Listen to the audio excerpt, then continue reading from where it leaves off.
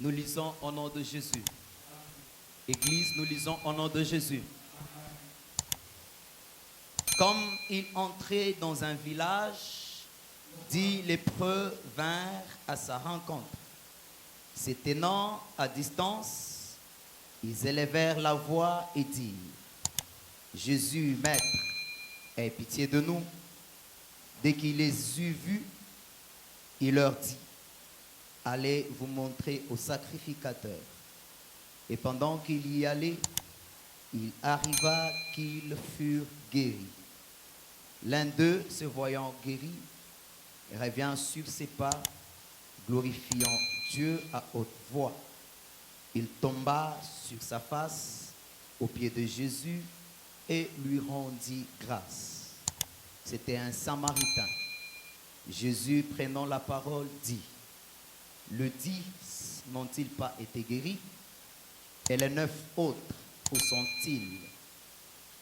N'essaie-t-il trouvé que cet étranger pour revenir et donner gloire à Dieu? Puis il lui dit: Lève-toi, va, ta foi t'a sauvé. Parole du Seigneur. Pouvons-nous acclamer la lecture de la parole de Dieu? Pour ceux qui écrivent, vous pouvez écrire Psaume Psaume 103, du 1er au 22e verset. Vous pouvez encore écrire 1 Samuel, chapitre 1er, verset 1er au 5e. Écrivez encore Psaume 50, verset 23. Écrivez encore Psaume 127, verset 1 à 2. Là, nous allons lire 127. Et là, nous allons lire Psaume 127.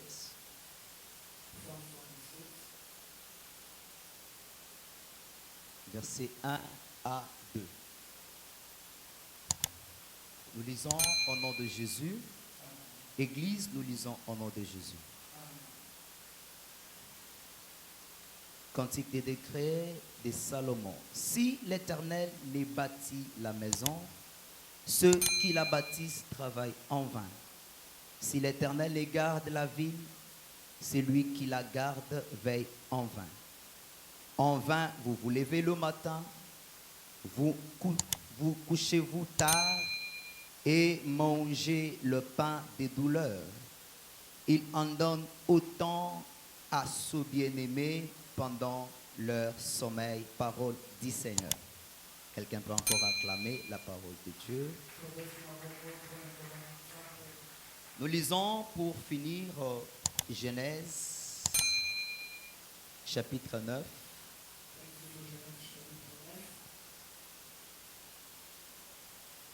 Le verset 14. Je peux commencer au 13e verset pour la bonne compréhension. J'ai placé mon arc dans la nuée et il servira des signes d'alliance entre moi et la terre. Quand j'aurai rassemblé des nuages au-dessus de la terre, l'arc paraîtra dans la nuée. Et je me souviendrai de mon alliance entre toi et moi, entre moi et vous, et tous les êtres vivants de toute chair, et les eaux ne deviendront plus un déluge pour détruire toute la chair. Parole du Seigneur. Est-ce qu'on peut encore acclamer pour la parole de Dieu? J'ai dit merci à l'Éternel Dieu Tout-Puissant.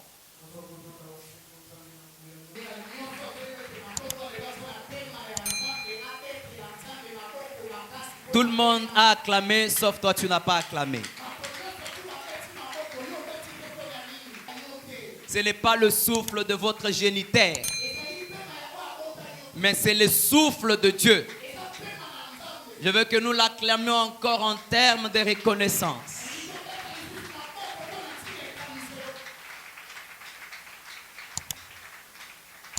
J'ai dit merci à mon pasteur pour la marque de confiance qu'il nous a donnée afin d'édifier le peuple de Dieu ce matin. Merci papa, au bureau là où il est, ensemble avec tous les hommes de Dieu qui font sa ceinture, qui font sa force, qui nous encadrent, qui nous fortifient et nous donnent des conseils dans cette œuvre. Et mon coéquipier avec qui nous avions parlé cette semaine, le révérend Manassé. Et j'ai béni aussi la présence de tous les hommes de Dieu dans la salle. Est-ce qu'on peut acclamer pour les hommes de Dieu? J'ai béni aussi l'église. Je remercie l'église pour votre présence ce matin. Certains, nous étions avec eux au courant de la semaine. Malgré les réalités de la pluie, ils étaient toujours là.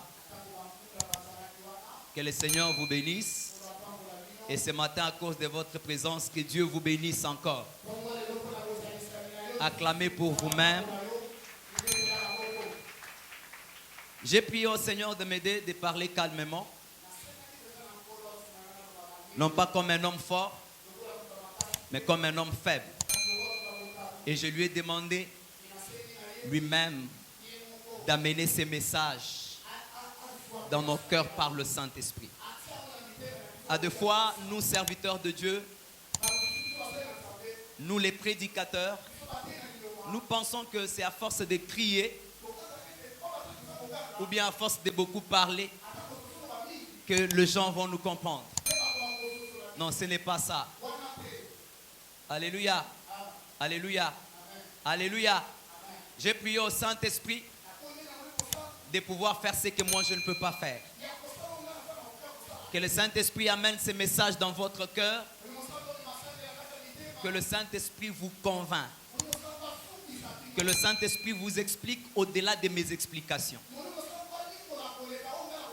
Que le Saint-Esprit vous explique, vous fasse comprendre au-delà de ma compréhension.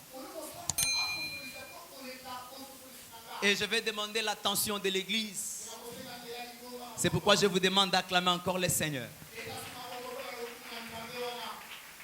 Ce matin, et au courant de la semaine qui vient de s'écouler, après 14 jours de prière, nous parlons d'un thème très important dans la vie d'un chrétien.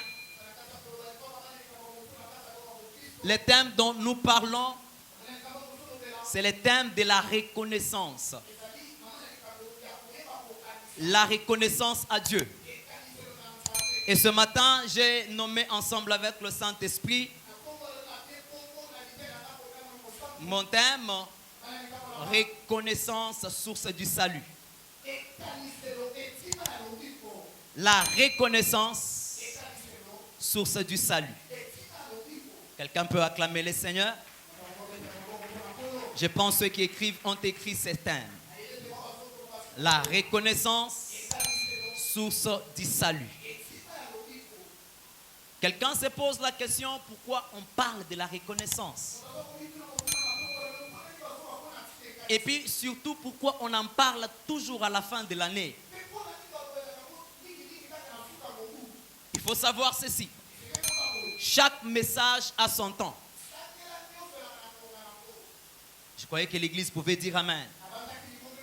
Le message qu'on peut donner à l'Église, ce sont des messages qui peuvent marcher avec la circonstance.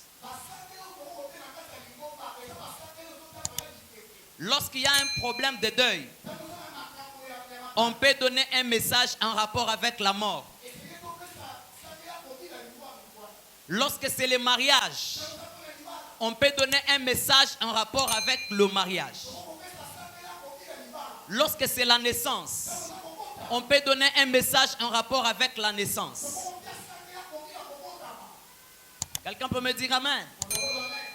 Lorsque il y a un événement, une circonstance, cette circonstance-là ne manque pas dans la parole de Dieu.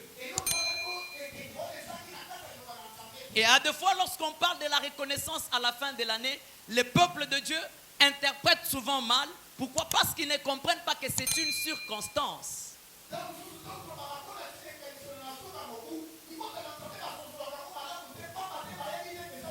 Si nous nous retrouvons dans une circonstance de mariage, vous allez voir un homme de Dieu se tenir ici, prêcher sur le mariage. Lorsque nous nous retrouvons dans une circonstance de la mort, vous allez un homme de Dieu se tenir, prêcher sur la mort. Lorsque nous nous retrouvons dans une circonstance quelconque, vous allez voir, on prêche par rapport à cette circonstance, parce que la parole de Dieu, dans sa globalité, elle prend tout. La parole de Dieu n'a rien laissé, elle prend tout et là tout.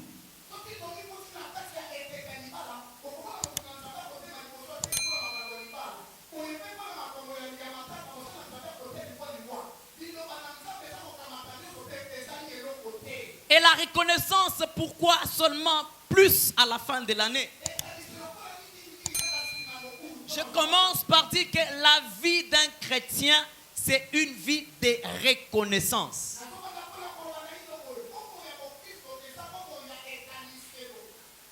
Si l'église m'entendait, pouvait dire amen. Est-ce qu'on peut me dire amen? Vous ne m'avez pas encore compris, vous allez comprendre. J'ai dit la reconnaissance, source du salut. La reconnaissance, c'est toute la vie du chrétien. Pourquoi? Parce que nous sommes chrétiens. Premièrement, non pas parce que nous avons fait l'effort de devenir chrétiens. Nous sommes chrétiens et enfants de Dieu parce qu'il y a quelqu'un qui s'était donné à la croix. Il est mort pour nos péchés. Il est mort pour notre condamnation. Il est mort pour notre sanction. Il n'avait connu aucun mal. Il n'avait pas pris la femme d'autrui. Il n'avait même pas menti. Il n'avait même pas volé. Il n'avait même pas escroqué. Mais on l'a tué à cause de vous, à cause de vous, à cause de moi, à cause de lui. Ainsi, nous sommes devenus enfants de Dieu. Si c'est par ce canal que nous sommes devenus enfants de Dieu, nous qui étions des oliviers sauvages, nous qui étions des chiens, on n'avait pas droit de citer en Israël. On ne pouvait même pas avoir l'accès à Dieu. Le Dieu que nous prions aujourd'hui était le Dieu seulement des Juifs. Vous n'aviez pas le droit de vous tenir devant Dieu. Maman, on ne pouvait pas vous considérer. Mais à cause, non pas même à cause, mais grâce à l'œuvre de Christ, à la croix, aujourd'hui, vous pouvez entrer dans la présence de Dieu. Aujourd'hui, on peut vous appeler enfant de Dieu. À cause de cela, la vie du chrétien, c'est une vie de reconnaissance.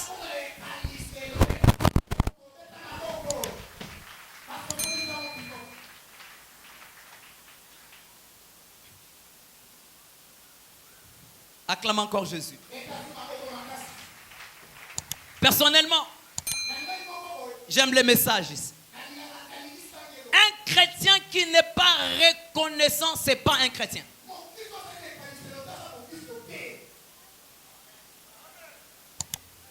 C'est lui qui n'a pas de reconnaissance, n'est pas un chrétien.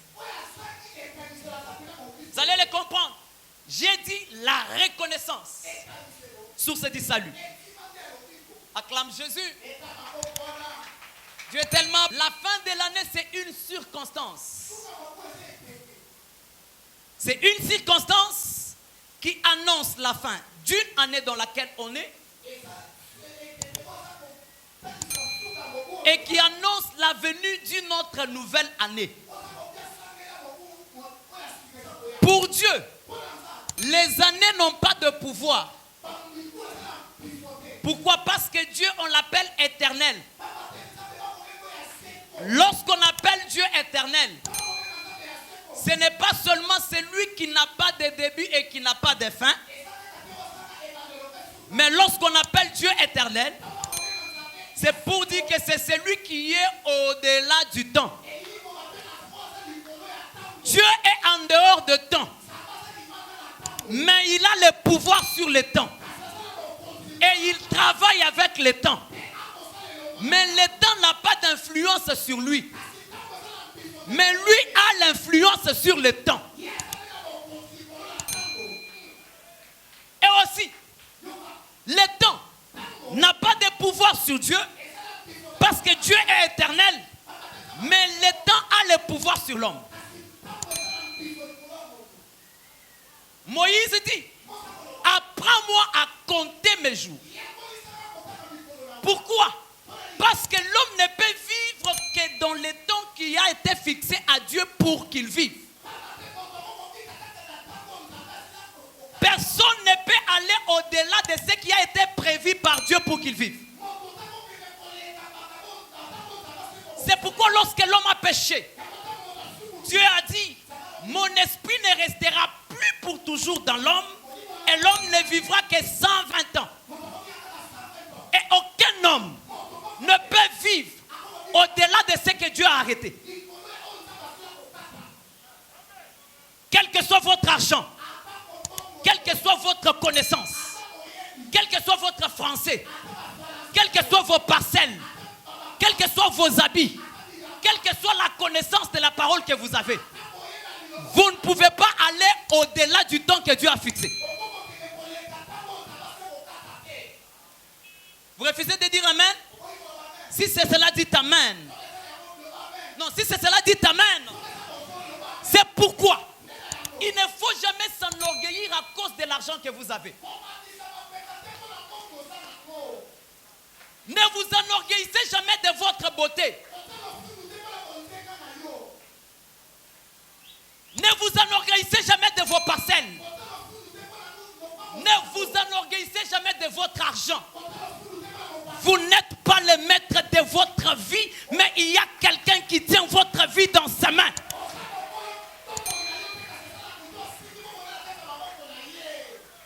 Non, quand vous refusez d'acclamer et de dire Amen, je vois comme si vous vous enorgueillissez même devant Dieu. L'argent ne peut jamais arrêter la mort dans la vie d'une personne. Je reprends encore plus fort.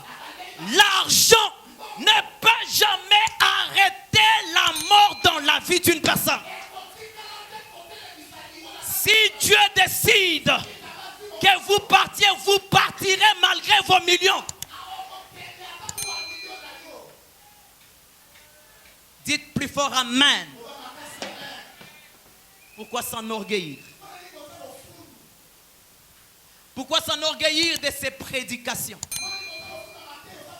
Pourquoi s'enorgueillir de ses cantiques? Pourquoi s'enorgueillir de ses versets? Pourquoi s'enorgueillir de sa dimension de prière? Pourquoi s'enorgueillir pour son français? Pourquoi s'enorgueillir pour sa maison? Lorsque le temps de Dieu sonne, tout ça va rester. Les monnaies vont rester dans la banque. Les parcelles vont rester. Les femmes et les hommes vont rester. La beauté est vaine. La beauté est vaine. Les richesses sont vaines. Non, non, non, non, non, non, non, non, non. On me dit que j'aille lentement. Pourquoi s'enorgueillir? Mon frère, même si vous chantez, le ciel s'ouvrir et les anges du ciel descendent, soyez humbles, ne soyez pas orgueilleux. Pourquoi? Celui qui est orgueilleux, il peut s'enorgueillir devant tout le monde, mais devant la mort.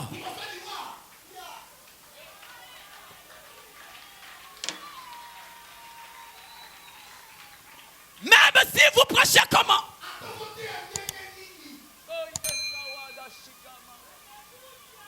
Pourquoi je dois m'enorgueillir? Même si vous connaissez la Bible comment? Même si vous connaissez les Écritures, à quelle dimension? Ne vous comparez avec personne. Ne vous frappez pas la poitrine. Parce que même l'apôtre Paul, qui a parlé la Bible dans une dimension que quelqu'un d'autre n'a jamais parlé. où Paul est mort, l'orgueil humain est zéro.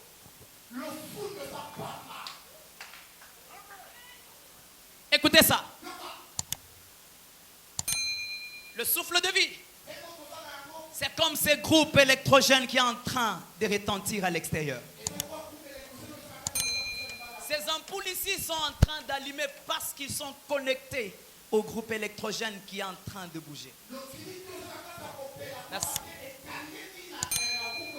Je dirais que le maître de cette lumière qui est dans les ampoules, ce ne sont pas les ampoules elles-mêmes, mais les maîtres de ces lumières qui sont dans ces ampoules, c'est Papa Daniel.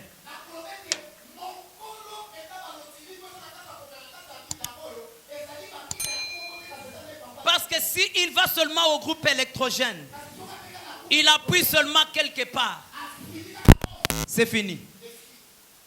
C'est de même, le souffle de vie que vous avez, il est dans la main de quelqu'un. S'il fait seulement ça, c'est fini. Quelle que soit la position que vous aviez, il y a des gens qui sont morts à la chair en train de chanter. Il y a des gens qui sont morts à la chair en train de prêcher. Il y a des gens qui sont morts dans leur bureau. Il y a des gens qui sont morts dans les transports. Il y a des gens qui sont morts en train de préparer. Il y a des gens qui sont morts en train de dormir. Parce que le maître du souffle de vie a décidé d'arrêter ce souffle de vie. Il n'y a pas une raison pour justifier le souffle de vie. Je vais y arriver. Alors, les temps a le pouvoir sur l'homme.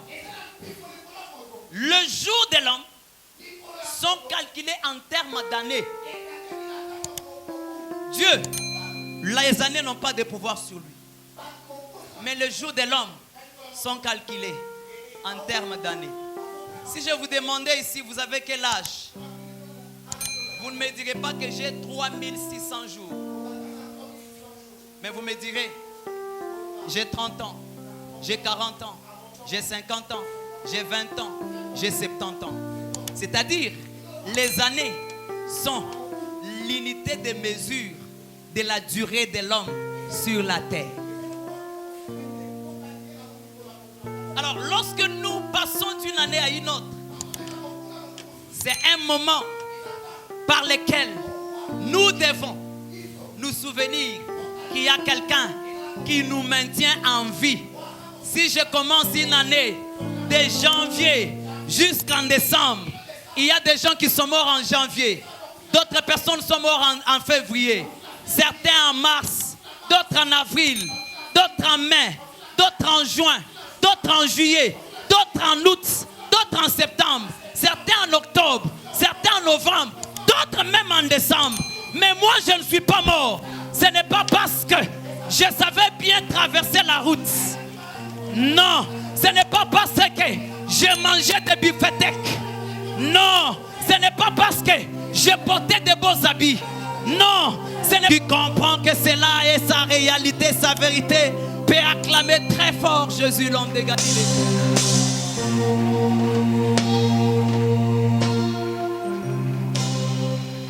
La fin de l'année, c'est une circonstance pendant laquelle il faut que le peuple de Dieu ait la reconnaissance. Alors, j'ai dit la reconnaissance, source du salut. Tous nous savons que pour être sauvés, pour avoir le salut, il faut avoir la foi. Mais ce matin, je suis en train de dire la reconnaissance, source du salut. C'est-à-dire, si vous avez la reconnaissance, vous serez sauvés. Si vous n'avez pas de reconnaissance, vous ne serez pas sauvés. Acclame Jésus. Je vais vous expliquer. Le psalmiste dit, si l'Éternel ne bâtit pas une maison, c'est lui qui la bâtit. Il fait un travail en vain. Si l'Éternel ne garde pas une ville, c'est lui qui la garde. Il la garde en vain. Cela veut dire, c'est lui qui donne la vie, la naissance, c'est Dieu. C'est lui qui garde dans la protection. Ce n'est pas un policier. Ce n'est pas un garde républicain. Je disais, ce n'est pas une garde républicaine. Ce n'est pas les Delta. Ce n'est pas la sentinelle. Mais c'est lui qui garde la vie. C'est lui qui garde la maison. C'est lui qui garde ton magasin. Qui garde ta boutique. Qui garde tes biens. C'est l'Éternel. Le psalmiste dit, si lui ne garde pas, c'est lui qui garde, il garde en vain. Oui, il a raison. Il a raison. Il a vraiment raison. S'il n'avait pas raison, le président de la République, Mouzé Laurent Désiré Kabila, il ne pouvait pas mourir. Parce qu'en ce temps-là, la personne qui était bien protégée, la personne qui avait une garde exceptionnelle à côté de lui, c'était lui. Mais pourquoi il est mort? C'est parce que c'est lui qui garde, ne l'avait pas gardé. Et il est policier, c'est bien. Et il est militaire, qui te garde, c'est bien. Mais eux, ce n'est que la façade. Le véritable qui protège, c'est l'Éternel Dieu des armées. Ne mettez jamais la foi et la confiance dans votre sentinelle. Parce que les jours que la mort viendra, elle va passer la sentinelle. Elle va dépasser les policiers. Elle va dépasser le militaire. Et elle va vous atteindre. Mais si l'Éternel est là, comme une muraille tout autour de vous, si l'Éternel est là, comme votre cuirasse, si l'Éternel est là, comme votre tour qui vous garde, que la mort vienne le matin, qu'elle vienne à midi, qu'elle vienne le soir, qu'elle vienne la nuit, elle vous atteindra jamais. Pourquoi? Parce que c'est lui qui nous dort, ni ne somnole, il vous environne. C'est lui qui est le plus fort de plus fort. Je peux dire quelque chose. Si vous êtes gardé par les policiers, par les militaires, ils vont arrêter les ennemis visibles. S'ils sont plus forts que eux, ils vont les repousser. Mais les militaires, les policiers, la garde républicaine, la sentinelle, les deltas ne peuvent pas arrêter les ennemis invisibles.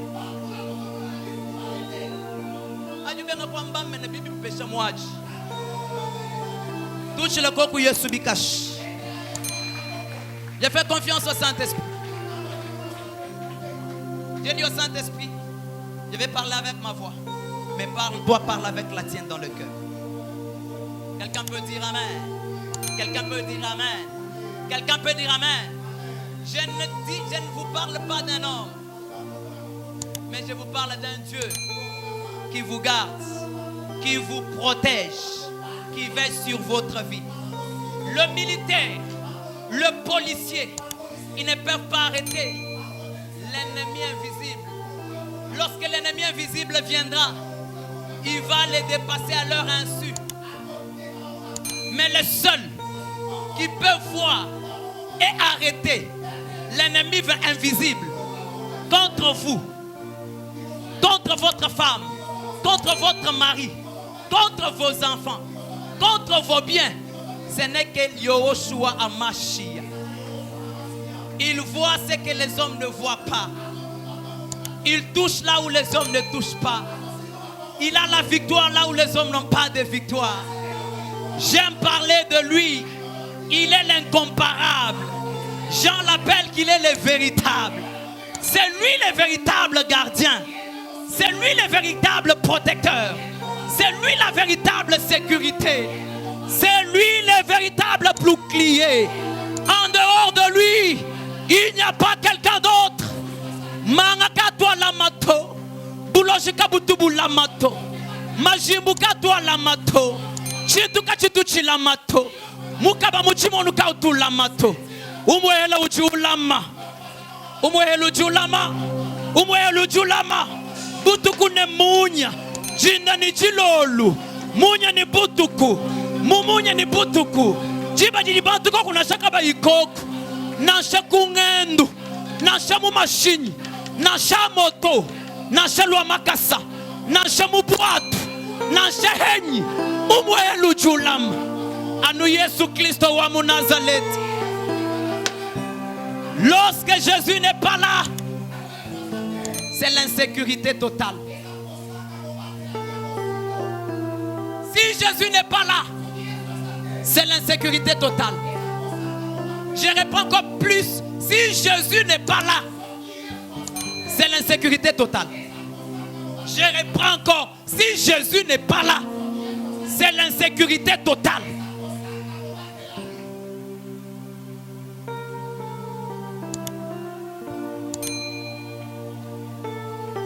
Bantu badi Yesu mulamba badi mwa kwele chinkundulu ile mwane tulimwele chinkundulu.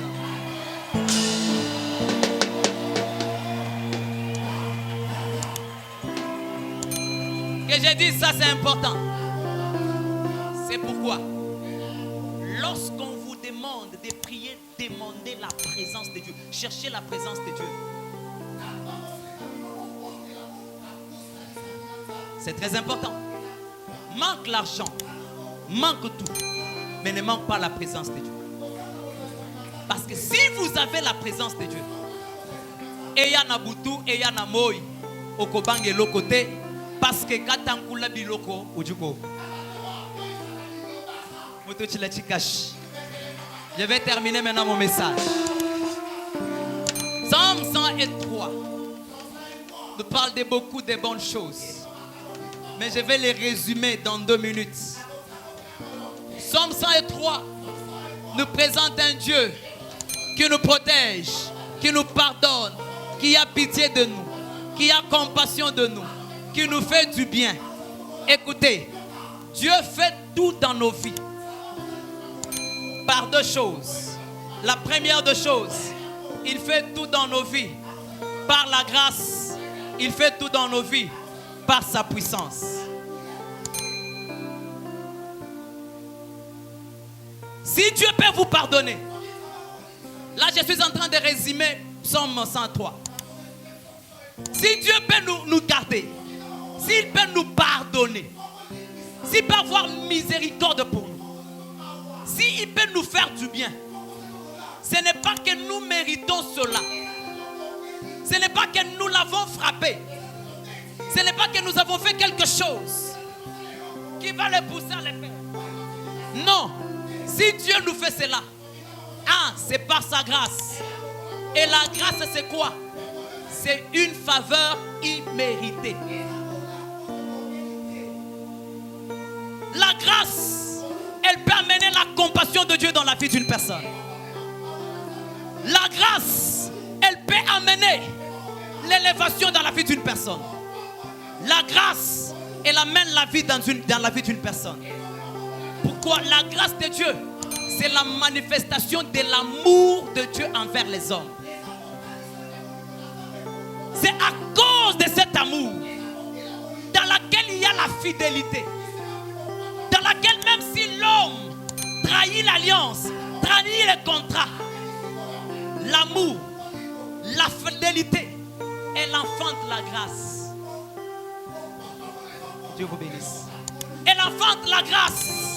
Et lorsqu'elle enfante la grâce, cette grâce amène toutes ces choses dans la vie de l'homme. Et la deuxième des choses, c'est la puissance de Dieu. La Bible dit, notre Dieu, il est le Tout-Puissant. Acclamez pour le Tout-Puissant. Lorsque les ennemis viennent, à n'importe quelle heure, à n'importe quel temps, Dieu de toute puissance, il les rend impuissants et incapables. C'est pourquoi il dit dans sa parole, tes ennemis viendront par un seul chemin, mais ils vont se disperser dans ce chemin. Par quoi ils vont se disperser par ce chemin? C'est par la puissance de Dieu. Si Dieu pouvait t'ouvrir les yeux pour te faire voir ceux qui te combattent, tu pouvais avoir peur.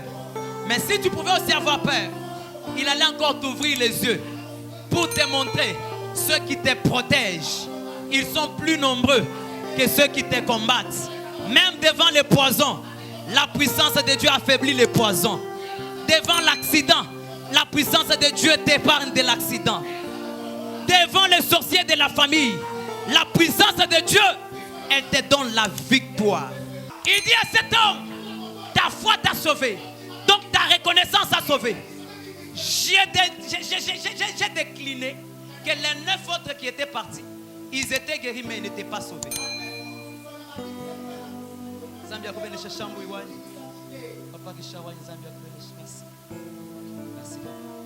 Quelqu'un peut acclamer le Seigneur? Maintenant, écoutez. Lorsque Noé sort de l'arche avec ses enfants, il constate que tout le monde est mort. Et Dieu nous a gardés, nous. La Bible dit, ils ont bâti un autel à l'Éternel. C'est-à-dire, ils ont montré leur reconnaissance à Dieu. L'odeur est montée au ciel, là où Dieu est. Et lorsque Dieu reçoit l'odeur, écoutez ce que Dieu dit. Dieu dit, désormais, ou dit désormais, moi Dieu, je vais établir un signe dans le ciel, un arc-en-ciel, pour que de génération en génération, que je ne tue plus la terre, vos descendants par les déluges. C'est-à-dire, à cause de l'offrande de reconnaissance, d'action de grâce, à cause de la reconnaissance de Noé et ses enfants, même nous sommes sauvés. Chaque fois que vous voyez l'arc-en-ciel apparaître au ciel, ça signifie que Dieu voulait faire tomber les déluges. Maintenant, comme il voulait faire tomber les déluges, l'arc-en-ciel apparaît pour lui dire, Dieu, souviens-toi, tu avais dit à Noé, à cause de ta reconnaissance, je ne tuerai pas les générations qui viendront après toi. Dans la reconnaissance, il y a ton salut et le salut de ta progéniture. Ouais, Moussoni Bana Bababika l'a sauvé. Ouais, Moussoni Banka Nounine Bababika l'a sauvé. Il y a la moutou d'une reconnaissance à Kouchinzambi. Je dis plus haut, merci Père Noé. Merci Père Noé. Est-ce qu'on peut dire tous merci Père Noé? Merci Père Noé.